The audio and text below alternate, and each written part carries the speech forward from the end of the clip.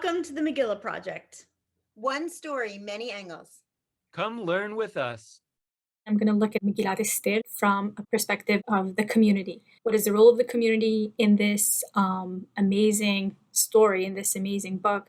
And from my perspective, I want to suggest that without the community, without these aspects, this story would not have been as impactful and probably would not have made it into the Tanakh.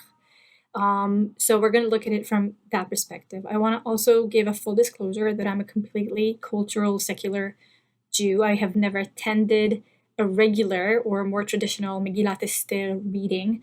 It was always in a community context. It was always in a context of modern interpretations to it, most likely led by the Fringe Theater of Be'er Sheva's actors and actresses who gave their own interpretation to it during a Megillah reading. So in the way I see it, I never was in a non-egalitarian reading of a Megillah, so I'm not going to give the perspective of a feminist point of view or other points of view, which I'm sure other speakers will give, but I'm going to give, again, the context of the community in this. So I wanted to share that with you before I dive into why do I see the community so relevant and so important in this text here. So what we see in this story basically is that there are a lot of situations that are happening with a lot of leaders and a lot of main characters that are taking part in this, but each of those could not have done what they did or could not have been as impactful if they didn't have their peers or community around them to actually do something about it.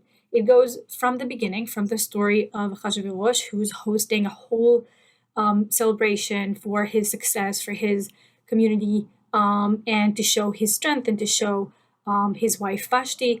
And we see that for right after Vashti is refusing to come to Achashverosh and introduce herself and show herself to the community, Achashverosh is not only upset for himself, he's not only staying at home and murmuring or fighting with his wife. What he's actually doing is to consult the ministers. In Hebrew, we see it's the male ministers and the female ministers, Sarei and Sarot, Madai and Paras, and we see that he's reflecting to them, what do they think that just happened here? How impactful do they see it, this action of her deciding not to come to him?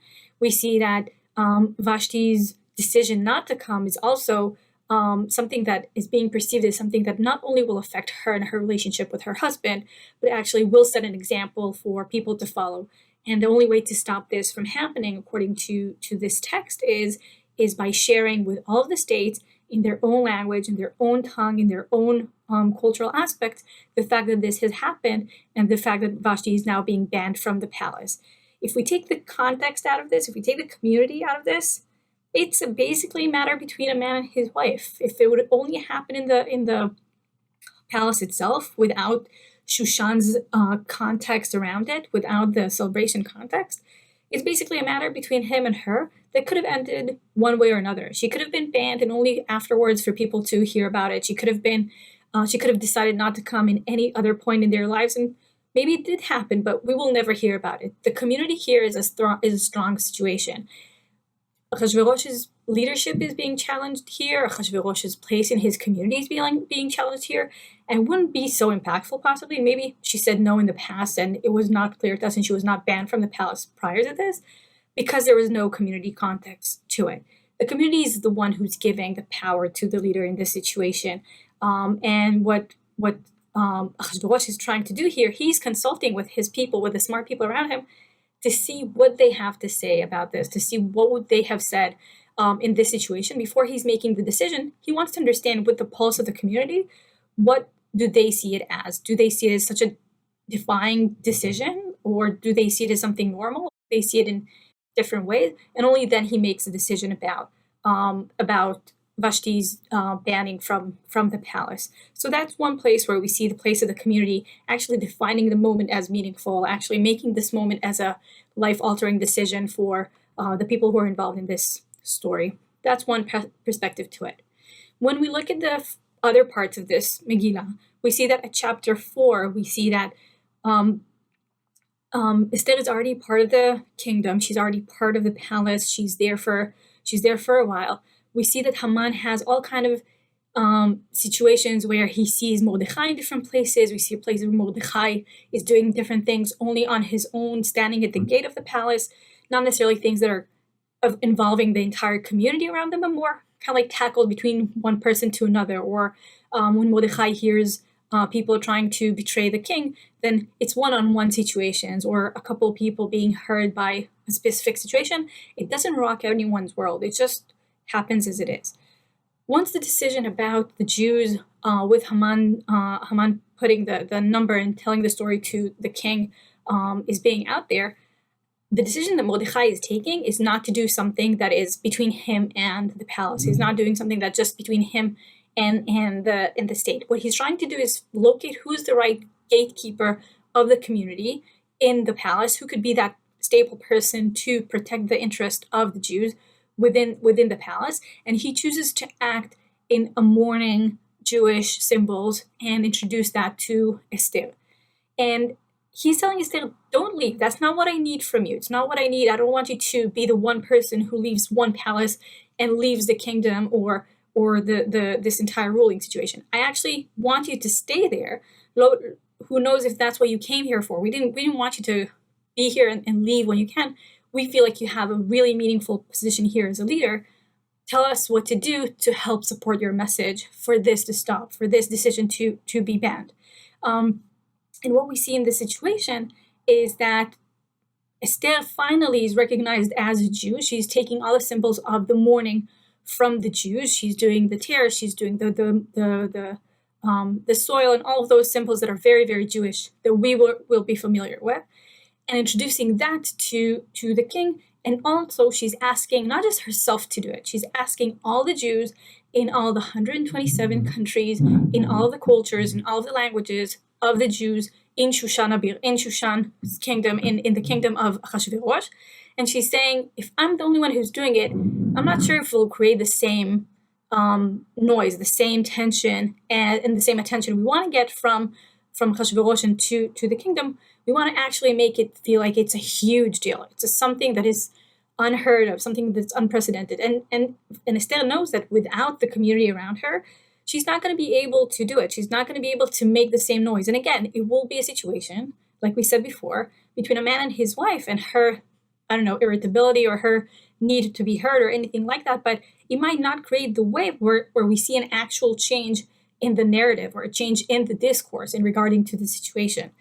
So my other point about this is that for Esther to actually make an impact in the community and actually change the discourse and change the resolution, she didn't just have to be the one who's saying to the king as his wife, I'm upset about this.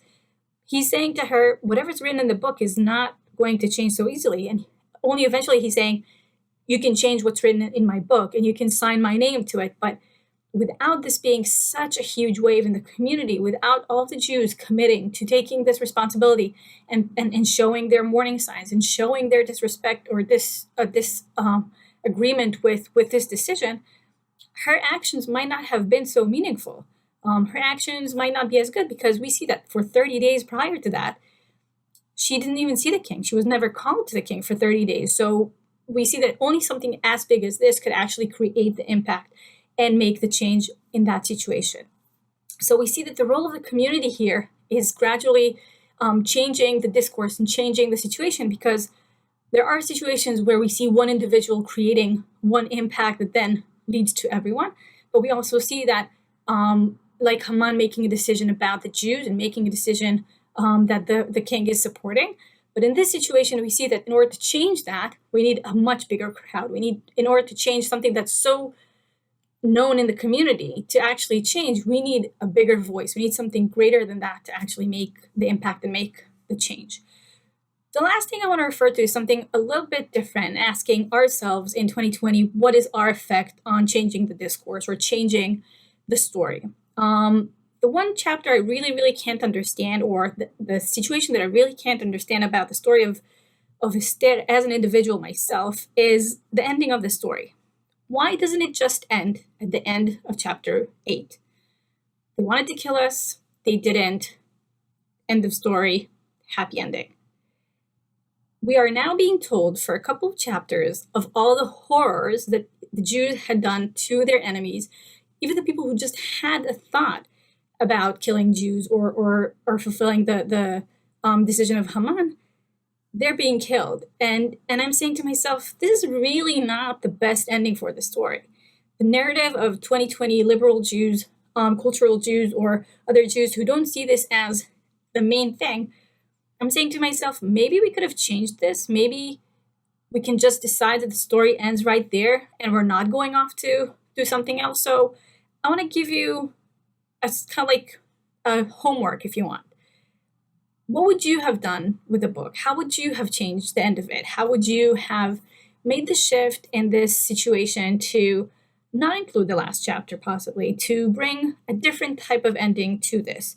What do we, or can we as a community, bring to the story that changes the way we look at it? Because a lot of the minhagim that we have around Purim are not just set in stone, or not just what was done years and years ago. We have more and more egalitarian readings of the Megillah. We have different customs that came in. We have different aspects to this. I'm sure that in the first writing of the Megillah, no one was using the clockers and the noise-making sounds that we're making now. Someone had dared to change the story or the way we practice Purim in different ways. And I want to offer to us, do we have the power to change that aspect as well? Putting it out there, maybe it will create a change. I don't know. I need the community to actually make this change happen and leave the story at chapter 8 where everything is actually good before we turn into bad.